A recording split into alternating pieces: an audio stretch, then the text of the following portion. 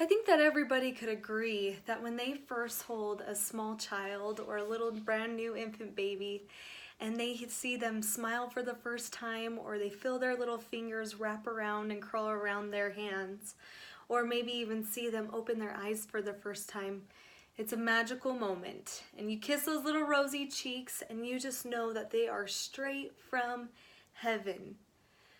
Think about that little baby and think about how that makes you feel. It usually makes all of us feel warm inside.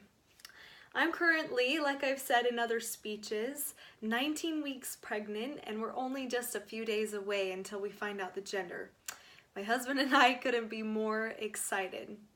However, having said that, my feelings have been a little bit more sensitive towards those who have a harder time carrying babies and those who may never have the opportunity of being able to give birth, as well as the horrible circumstances and decisions of those who choose to use abortion.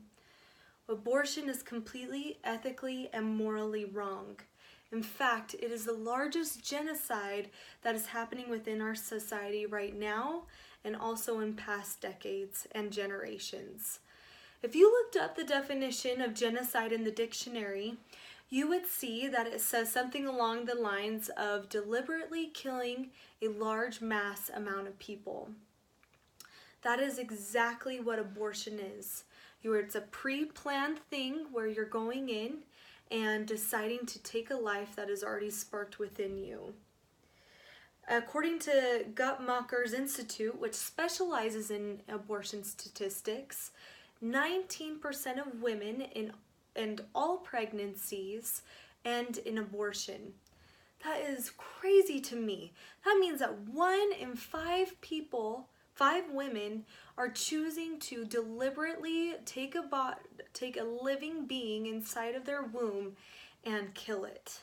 Abortion is wrong. In fact, why should abortion not be the option? Number 1, new life is conceived the moment 2 cells come together. Number 2, we are all divine beings of God. And number 3, taking the life of an innocent child is morally wrong. The government deems, let's talk about that first one. The government deems meaningful life and tries to put a definition on when life actually becomes important and recognized. However, that's really hard to define whenever the moment that 2 cells come together, they spark life and ignite an incredible cycle of being able to develop a body and a spirit that's completely working and functioning on its own. Experts help us to know that life is conceived and sparked the minute that a sperm and an egg come together. Russell M. Nelson, who is the president of the Church of Jesus Christ of Latter-day Saints, as well as a renowned heart surgeon all around the world, has given a statement about abortion. He talked about how only in 22 days was it that a child that is in the womb begins to have a heartbeat of its own. 4 days later, at 26 days, they have a complete working blood circulation that's going through them. This life is completely evolving just in these short amount of weeks. When 2 cells come together from both a man and a woman, they bring with them 23 chromosomes each and create a brand new cell that evolves and is packed with DNA and genes that's unique to just that individual. We are divine beings of God, as it states in the Bible in Genesis 1, verse 27. We are all created in the image of God. Therefore, we have worth, self-worth, internal worth, and well-being. According to the Pew Research Center's Religion and Public Life Project, over 2/3 of Americans have belief in God, are Christian, and value the Word of God. So I feel my point is super valid because those with a belief in God want to follow His commandments. And one of the commandments given in Exodus 20:13 is that thou shalt not kill. I myself believe in modern revelation, and so if you further that argument, there's a book called The Doctrine and Covenants, section 59, verse 6, where it says, "Not only shalt thou not kill, but thou shalt not do anything like unto it."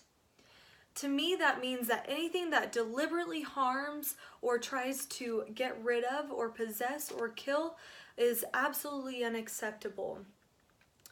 Abortion is just that, where you are deliberately taking away something that has value and intrinsic life and throwing it away. The spiritual argument to that is just as great as the medical. God views us all as equal beings. We all start from the same place. We're all created by the same way. God has each given us and determined us as divine worth. So what gives us the opportunity to tell somebody else what they're worth, that they're worth living or that they aren't worth living?